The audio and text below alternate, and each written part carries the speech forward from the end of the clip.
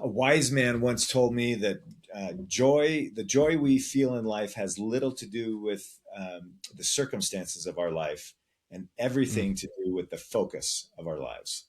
And Welcome to the On the Path podcast, a conversation on navigating life. Join Chris Coker and Colin Creech as they have honest conversations with fellow travelers on the path. In each episode, they explore the physical, mental, and spiritual health aspects of the whole self, striving for personal accountability and a strong community. Gain insights, learn from our mistakes, and hear from guests who have mastered these areas. Step on the path, embracing every challenge and success along the way. See you on the path.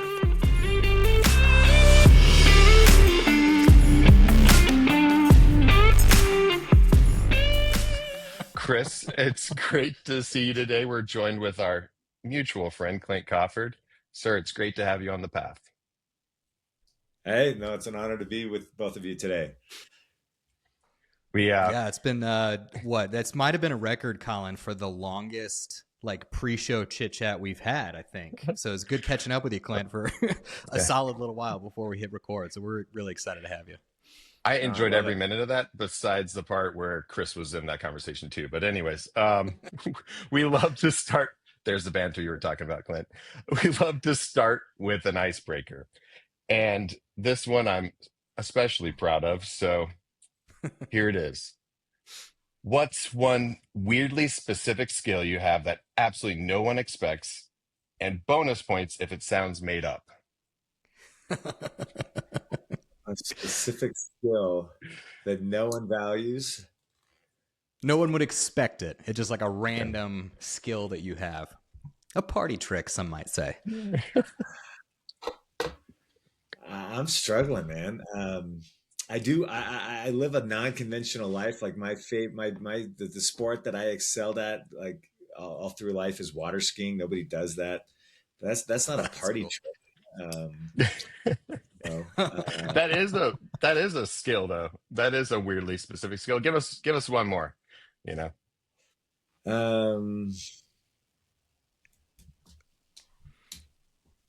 That's why I love this question. You just watch people sweat.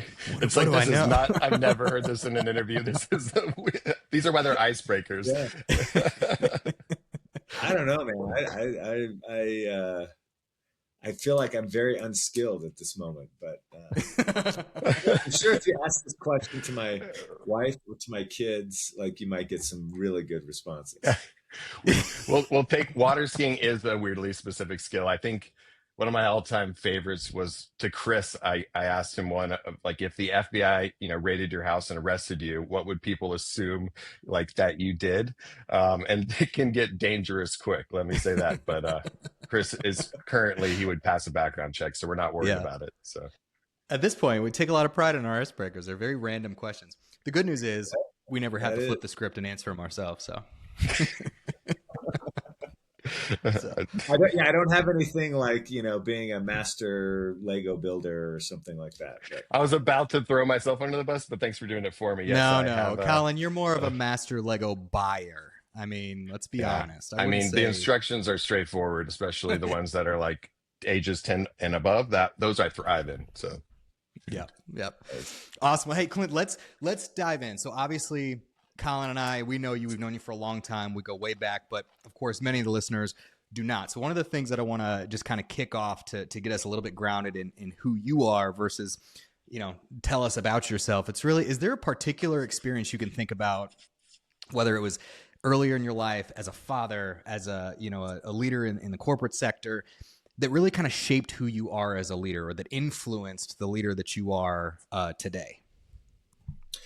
Yeah, for me, that question's like super easy. I couldn't answer the first question, but this question for me is super easy. So I'm a member of the Church of Jesus Christ of Latter-day Saints. When I turned 19, I went on a mission for 2 years. I was assigned to serve in the Russia, St. Petersburg area. And that basically constituted all of Northwest Russia. And, it was an interesting time. I mean, you're 19, living away from home. We got to call home at that point 2 times a year, once on Mother's Day, once on Christmas Day. So, I mean, you are kind of out there on your own. And there was a lot that I learned about myself through that process, just kind of growing in self-awareness that certainly plays into leadership. Just as you struggle with emotions, struggle with growing up at that age, being away. But then by the end of my time there, I was asked to lead all 120 missionaries that were there in our mission. Wow. So I had the day-to-day responsibility for their safety and well-being. I had the day-to-day responsibility for ensuring that they were effective in what they were doing, and their skills and being able to teach. And as you all know, that we've all experienced as people leaders, like the biggest challenge in all that is sometimes motivation and inspiration in these times. Yeah. And selling religion to anyone, if that's kind of what you want to call missionary work, is a challenge, let alone going into like Russia and trying to and so it was challenging. It was challenging to, at 19, be able to hold your peers accountable for what, they knew that they needed to be doing, you knew they needed to be doing, but kind of figuring out how to do that in a way that inspires them and motivates them. Learning that the power card is not, it's one that you can play once, but it's never a win solution. And finding that balance of, I'll call, like, high love, high support, but also really high expectations. And so for me, that experience of leading peers, with so much at stake at 19 in a completely different kind of world, for me was absolutely kind of the greatest leadership experience, and had kind of propelled me to be in the space and want to spend my career helping others get better and develop these skills. So I don't know if that's as specific as you want it, but that's the experience. I got two things out of that. One is, you're a young man, you're coming into your own, and you're navigating, cultural differences, being away from family, for a significant amount of time. You mentioned 2 calls a year. There's a lot that happens in that kind of time, and a lot of growing up that has to happen, and a lot of, you said well-being, but a lot of self-care too, like how do I take care of myself to be able to do what I'm here to do. And then you add on to that, then becoming a people leader at a young age too, and other people are probably navigating those same experiences at the same time that are underneath you. Those are 2 very big challenges to take on almost at the same time, and so early in your life. Yeah, no, it absolutely was. And again, I think to try and help people do this type of work in particular, like, makes it that much more of a challenge. Yeah, no kidding. And one of the things, for everybody out there, we didn't actually, plant this seed with Clint ahead of time, but you dropped accountability in the first answer, Clint, which I appreciate. I think you said, like, high love or care for the other, but then also coupling that with accountability, which I think, especially in the space of religion, spirituality, that's a critical component, because it can't just be about saying it. Like, you have to be able to look at yourself in the mirror and say, how am I doing it? Actions always speak louder than words. So I think having that sense of self at an early age, one, is really, I think, rare. I don't think a lot of folks have that level of I guess, assured sense of self at the age of 19, which I think is great. I do wonder how much of your community, your family influenced you, right? Because hindsight's 2020. It's a phenomenal story, but you were 19. Like, before you went, were you excited to go? Or was it something where you were kind of like, people wanted you to go and you're kind of dragging your heels, and of course you learned and you value the experience now, but do you think it was kind of a self-select decision to go, or did you feel a lot of influence from your family, your community at the time? Yeah, I'm sure it was a healthy dose of both, but I mean, for me, it was always something that I wanted to do. I mean, I grew up kind of in the faith, and for me, that was always something that I had aspired to do. So I definitely didn't go kicking and screaming. I'm sure there was a heavy sense of duty, as well, but I mean, that was the most pivotal kind of moment of my life. And, and I think I have plenty of friends, both from my time there in Russia, as well as throughout kind of the different places I've lived, that have served these missions for the LDS Church. And, not everybody has stayed active in the faith, but everyone will come back and point to that experience as being one of the most pivotal in their lives, helping them as leaders, helping them as individuals. Yeah. Probably very similar to, very different, but in certainly some similarities to, I think, the time that both of you spend in the military. And that's where my head went. Yeah. Definitely some parallels. Mine was, for me, I'm the son of a missionary in a lot of ways, and we were in Hungary in the 90s. And so getting to watch my dad in a way go through similar experiences, right? He's got a team of college kids there that he's responsible for. He's also got kids and his wife, and having to take care of your family, navigating the different culture. I mean, it's a lot, and it's where I think purpose is so important, from what I heard you say, but also, again, like, there's a lot of challenges for that. I mean, I'm in my professional life, in my current role, I live outside the country. I lead a team across a region, and you got to be able to, like, navigate so many different things, but also at the same time take care of yourself, which I think for me, I struggle the most with that part. But that's where you mentioned, as Chris said too, just that personal accountability. It's a balancing act, I feel like, sometimes, for most of us. Yeah. So let me ask you, Clint, because I want to kind of pivot here and talk about, let's fast forward to today. You really, your lane is you help leaders with meaningful change. You help them influence meaningful change in their lives and in the circles around them that they live in every day. Having watched you work, I feel like that does start with the self. Like, the best way to influence change and influence others is to really make sure that you are kind of aligned as an individual. And so I wonder, for you, like, over the course of your career, especially in light of, I mean, you mentioned spirituality in your life within the first 30 seconds of us talking. Obviously, it's something important to you. Over the course of your life and over the course of your career, have you had to, like, calibrate and adjust and just make sure that who you are outside of work aligns with who you are in work? How do you balance that? I think it would just be a really interesting thing to kind of dig into a little bit. You're smirking, so I imagine there might be some challenges here. I think it is a challenge. I mean, if anybody knows anything about, my faith, so the Church of Jesus Christ of Latter-day Saints, we have a pretty strict, health code. So I don't drink alcohol. I've never had a sip of alcohol in my life. And I'll never forget day one of my career, like, brand new job, right out of school. I join on a day when we're having an offsite, and the COO of the company comes up and hands me a beer. And, there was no doubt in my mind I was not going to drink it. The question was, how do I tactfully get out of it? How do you decline it? and be true to myself, but also be respectful to, others, and, and not, like, destroy my career kind of all at the same time. And I'll never forget that a guy, the director of training, kind of came up. He jumped in. He had been part of the interview process with me, and he just took the beer before the guy could actually get it in my hand. And he said, "Oh, Joe, Clint went to BYU." We kind of pivoted the conversation. The COO immediately kind of understood everything. And what was cool about it was that it taught me an important lesson very early in my career, which is declaring who you are and what you believe up front pays massive dividends down the road.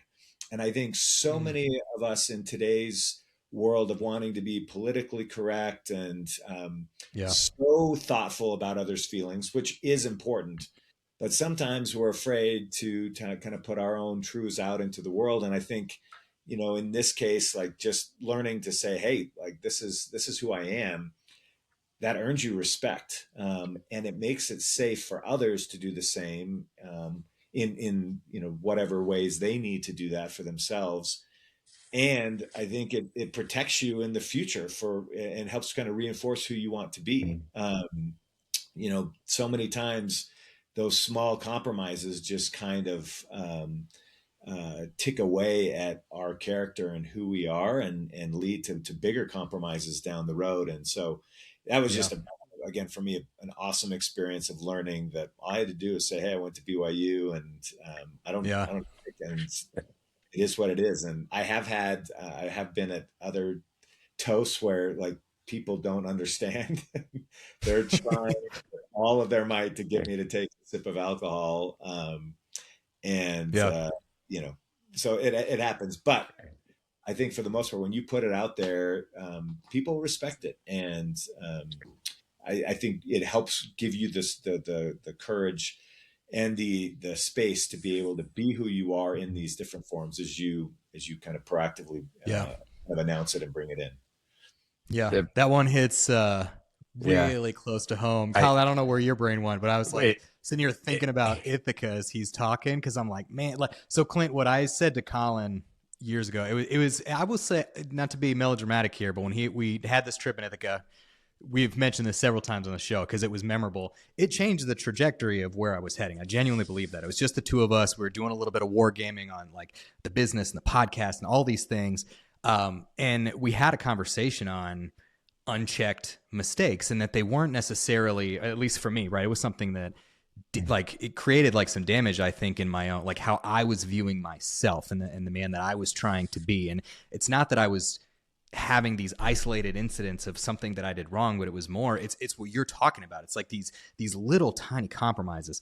They're not little when they add up. And over time, if there's enough of them, they can really, I think, start putting some pressure on it did on me anyway, where it's, starting to really stress me out. So I think that particular component is a great piece of advice. So everybody listening, I hope you take that one away. Like, really be who you are up front. Not always easy. But I do think it, to your point, it pays dividends in the end. It brought to mind for me I'm an expert at sometimes overcomplicating, and I have a amazing individual I work with who broke down leadership just simply as competence plus character equals leadership. And so you're missing one of those, you got a problem there. You're going to struggle. And so what I heard very clearly was the character part, just how important that is, because that's one of the two main pieces in that equation to be a leader or to have that leadership capability. And what you said wasn't, you're not making anybody else uncomfortable. You're not telling them how to live their life, but you've got some very important things that are non-negotiable for you. And there's also easy and fun ways to navigate it, as simple as I'm saying what you said. I'm not judging, but I went to BYU.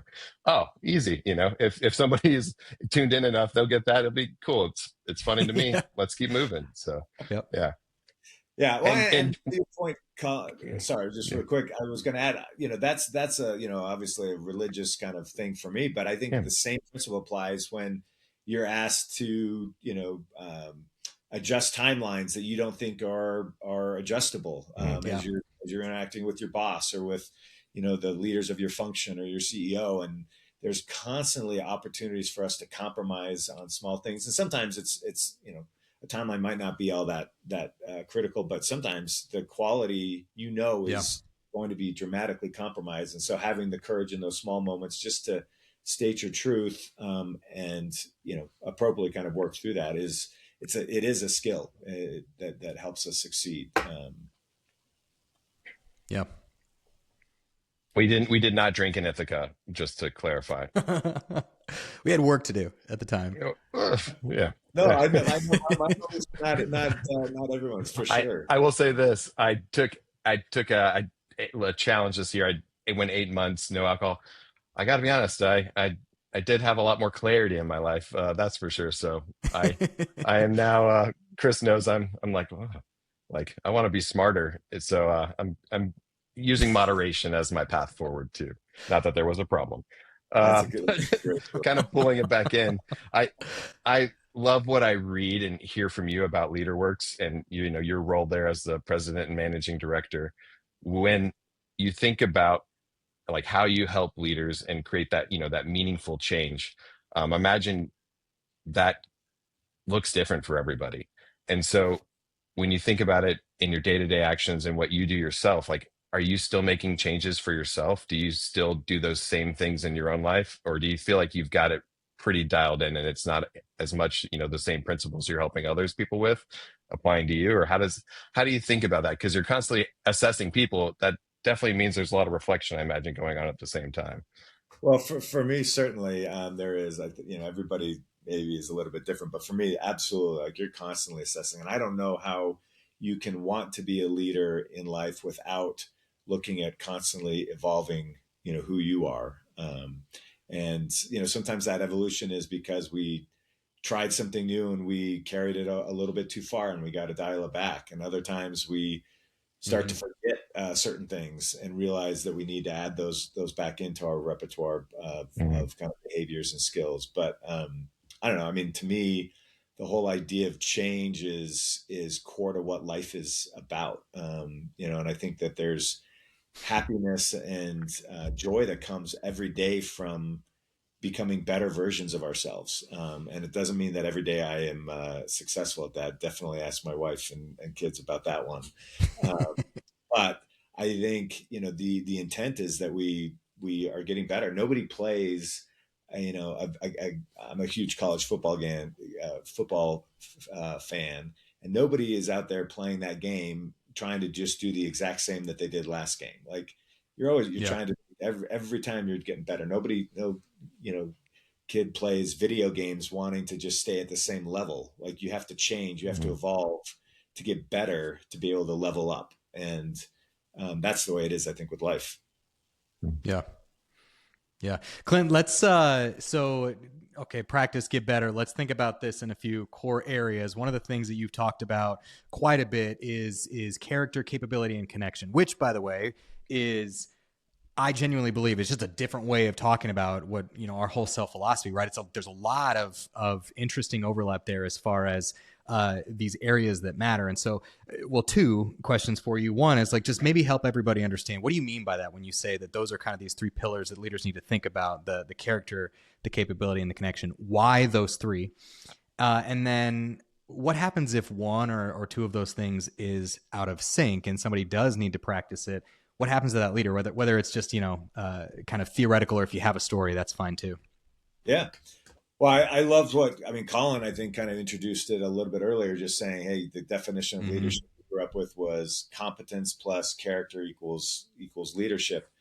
Yeah. And I definitely subscribe to that. I just think we live in a day and age now, particularly as AI begins to take incredible hold in all of our day to day lives, where our networks, our connections, our social capital that we have with others matters even more. And I think capabilities may be shifting. They've always been kind of fluid depending on where the world is. But I think character has begun to take more of a backseat, and it actually needs to get back into the front seat of leadership.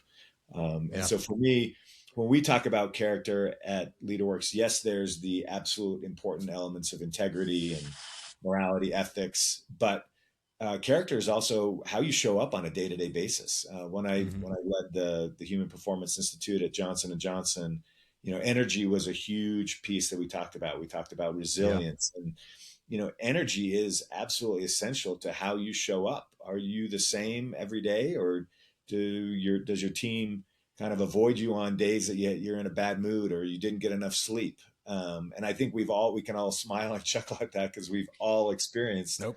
that. Is we're all human, but the more consistent we can show up, the more predictable we are, and the more our teams can trust us. And so Yeah. our energy is absolutely critical. And then I throw in purpose to character. Like, what are you about? And I think people want to know what we all stand for, and we all can sniff out immediately leaders in our organizations that are Yeah. in it for them. And it doesn't mean that they still won't succeed, because they will often, those are the people that will do what it takes to succeed. But it Yeah. doesn't mean that they bring others along with them as well. It doesn't mean that others Right. want to follow them. We as humans, we do respond to fear, and we will respond to fear just to preserve our families, our own livelihoods and whatnot. but it doesn't mean that at the end of the day, when we pass on to whatever's next, that we will be looked back on with fondness. And that's a choice. Our legacy is a Yeah. choice that we all get to leave. And so character being kind of leading with purpose, leading with energy that helps us be resilient and consistent, and adding that with our kind of our morals and ethics is really kind of core to setting the direction that we want our careers and our lives to go in. Capabilities is kind of how we get there. We have to evolve. Leadership development has always been focused on those Yeah. skills, and those kind of evolve from time to time, trend to trend as we go through in the business world. But I think connections is then the kind of the third leg to the stool that most organizations miss. And you think about how important it is that the connections that you have at work, and how those fuel your success. I mean, I think anybody in any organization would naturally look back and say like, oh well, somebody may have gotten a promotion because they were more connected or tighter with the boss or with somebody Yeah. else.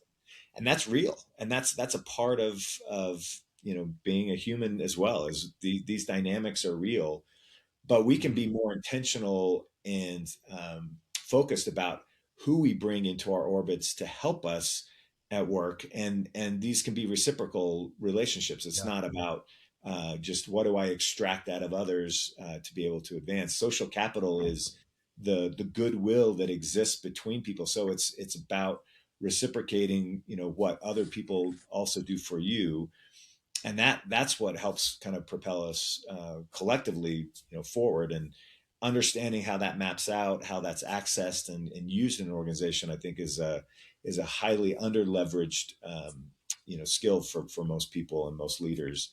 And then I think the second kind of piece to that is like, how connected are we at home? Better relationships at home lead to better results in the office. We know that that's the truth. That's I think it's intuitive as well. But Yeah. sometimes we're not as focused on things at home. And there's times in our lives where relationships and situations take more of our time. But if we can address that, we all know that we'll be better off in the office. And that's kind of again some of that whole person. So anyway, that's a little long-winded way of kind of explaining the kind of the way that we think about creating velocity with your own leadership Yeah. in life. But happy to share some examples as that's useful. No, that's killer. And long-winded implies that there was extra fluff in there that didn't matter. There's a lot of gold there. That's one of those moments I think somebody could probably play it back a couple minutes and listen to it again. I'll say the two points really stood out to me. One is I'll work backwards in the way that you explained it. One is I'll say it a little differently. Networking, it's got such a bad connotation now. It's gross. It's slimy, right? Clint, I think you could give a master class on why that matters and why it's important. It's not. It doesn't have to be slimy. It's not this inherently selfish thing to network. The way that you just talked about is this idea of connection goes both ways. There's a kind of a symbiotic relationship. It should be in the people that we are connecting with, and the how important that is both in the workplace, but then also at home, being able to connect at home, whether that's with friends or family, what have you, but being able to make that tie-in. The other piece, I'm just going to play it back directly because it'll stick with me for years to come. Legacy is a choice. That is a brilliant phrase, by the way. Where it takes me mentally is really our legacy is nothing more than a collection of the choices we made along the way, right? So it's as those choices are made, it's kind of like we were saying before, like they kind of stack up, and it if anything, it fortifies the idea of like those little choices are not inconsequential, because at the end of the day, they make up our legacy. Therefore, legacy is a choice. So that for me, I've never heard it framed that way really, but I think you've just kind of altered the way that I think about that. I really like that particular phrase. But I don't know, Colin, what have you got? No, I kind of wanted to ask more for an example, maybe of a leader where you saw, a lot of you didn't see the synergies across those different aspects of their life, and the points you made specifically around character, capability, and connection. But I'd almost like to just skip more to you. I'm sure bringing your authentic self is such an important part of all of these, especially when you talk about energy management. Like if you're having to put on a different version of yourself, depending where you are, that's a lot of energy and also hard to sustain. You talked about how your team, if they know, oh, they didn't, they're in a bad mood today, let's all just avoid them. Like that has an impact. Or with your family, like, oh, you know, dad's on one today. Like make sure you put the dishes in the dishwasher. I don't know. But for you, do you feel a stronger pull to one of those areas of your life where you have to kind of bring that slightly different version of yourself to the engagement? And how does that show up? How does that look? Or is that something somewhat intentional? Maybe somebody doesn't get the whole part of yourself in these engagements, depending on who they are. Yeah, I think it's a little bit situational on who you are, right? So maybe we kind of go through some quick public examples, all stuff that's out in the news and whatnot. But um, we'll start with like Bob Chapek who's the CEO for a period of time at Disney. So Bob, as I understand, everything that I've read about Bob, like I think he's a great person. I don't see any chinks kind of in his character, from what's been made public. He had incredible capability. Obviously, he rose to the level of becoming appointed the CEO of Disney. But the problem with Bob Chapek was he didn't have the relationships inside the company or outside the company that would help make him successful. Because of his capability, he rose so quickly within the parks division that he didn't have time to build the relationships with Hollywood. And that's where Bob Iger, coming from ABC and that side of Disney, excelled. So he was able to bring in ideas from Hollywood, bring in the talent, understand how deals with streaming service, all those things would work. Bob had none of those relationships. Bob did not build relationships with the board or even with peers to a point that allowed him to be successful. So when he came in, he did not have the network or the connections that allowed him to kind of find, I'll call it, inevitable success. And we all know leaders that have those connections, and then success is almost inevitable because they've surrounded themselves with people that can see the gaps that they don't have and provide that information, can provide the energy and the wind in their sails that help them be successful, et cetera. So, that's an example of where, somebody had everything going right on what you'd consider like core leadership, but missed those connections that help them ultimately to be successful. Travis Kalanick from Uber, right? He grew so fast as a entrepreneur. I think there's absolute character things that we could probably talk about too, but from a capability standpoint, he got way over his skis very, very quickly. He didn't know how to run an organization. He didn't get help. And so, Over his water skis. over his water Yes. skis. That's right. But they had to fire him and bring in somebody else that had more experience as a CEO to be able to do to kind of lead the company forward. And then character, I think we see this one more in the egregious cases. I think character is one that there's probably a lot of more people that stall out in their career that aren't famous, that don't make the news, that aren't going to jail because of big things that they've done, but careers stall out because people can sniff someone that's fake, right? And the world today, you can't separate. I mean, look at the Coldplay couple, right? The famous, right? You can't begin to separate all these things, and we are who we are, and that's gonna most likely get exposed at some point.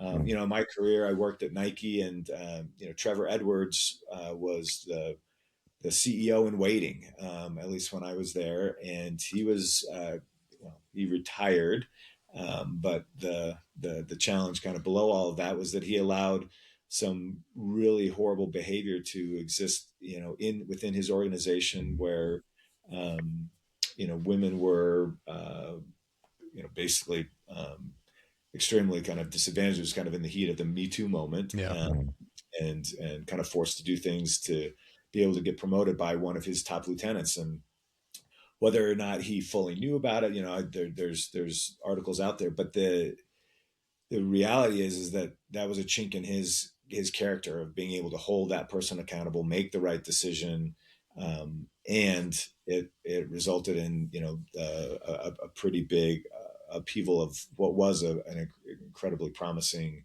career, and inevitably he would have been the next CEO. So there's a lot of these that we can see in public, but I think, in private, we see leaders all the time that, don't show up. I worked for a chief operating officer who like got literally probably 2 to 3 hours of sleep a night. Oof. And like the wide range of emotions that you'd kind of receive on a day-to-day basis was incredible. And like he can't be his best when that's happening.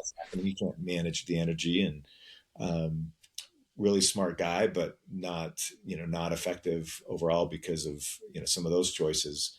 And so anyway, we see it play out on a less grand, less headline type of scale on a daily basis through some of these same kinds of choices that leaders make. And so it's all dependent on the leader and what their challenge is, and where they need to make sure that they are conscious of kind of the whole spectrum of choices, so that they can really accelerate to become the best version of themselves, the most sustainable best version of themselves. Yeah, I think it's an important nuance. And I imagine awareness is important too. I would wonder, maybe we don't have the time today, but to dig into that at some point, Clint, I would wonder how many of these leaders, when they do have an area where, they probably have an opportunity to improve without like a coach or some external voice to help them, are they inherently aware of it? Because I would imagine that there are a lot of leaders out there who, once they see it, they go, okay, that is a problem and I should fix it. But I would imagine awareness can be a challenge. But as I'm thinking about the additional things that we could ask, I'm like, all right, well, we're just going to have to set up more time. But given that, so at the time of this recording, maybe not the time of the listeners out there, but at the time of this recording, we are quickly ending 2025. And so one of the ones that I wanted to kind of close out with in the next few minutes is for anybody, let's say they're going into the new year, they're stepping into a new role, a bigger role. If they're going to focus on one thing to step into kind of that new level of responsibility, new level of exposure within their organizations, what's the one thing you would encourage them to think about, reflect on, and I don't know, maybe practice as they prepare for that new opportunity? Yeah, a wise man once told me that the joy we feel in life has little to do with the circumstances of our life, and everything to do with the focus of our lives.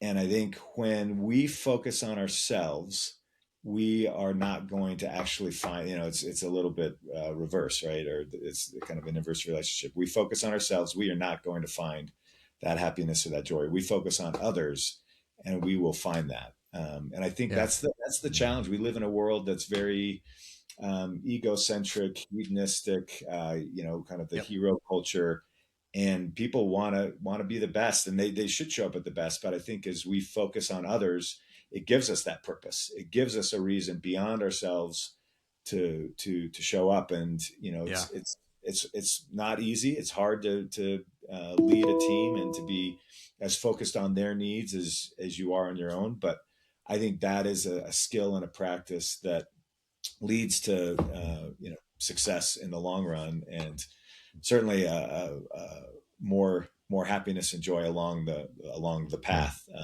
to that end goal. Oh, well done. Well done. Speaking of the path, what's one thing Clint's doing on a daily basis to stay on the path? For me, there's a great deal of time spent in meditation. That's an important piece to me to start every day, thinking kind of what can I do? What do I need to do better? How do I better prioritize my time so I can show up better for my family, better for clients. So that's a piece that I try to focus on.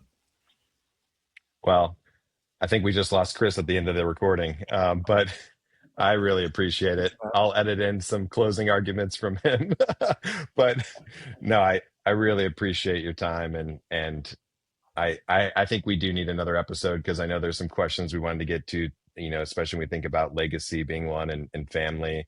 But well, thank you again. I know just in the time I got to work with you in my life, I really admired you. I admired the energy, the presence you brought to every interaction, and just intentional with every time that I had with you. And I really appreciate it. It stuck with me. So thanks for joining us on the path. Hey, well, you're kind, Colin, and yeah, feelings are mutual, and appreciate you having me on. Yeah. Well, with that, I'll input AI, Chris, in the post edit, but we'll see you on the path. Okay.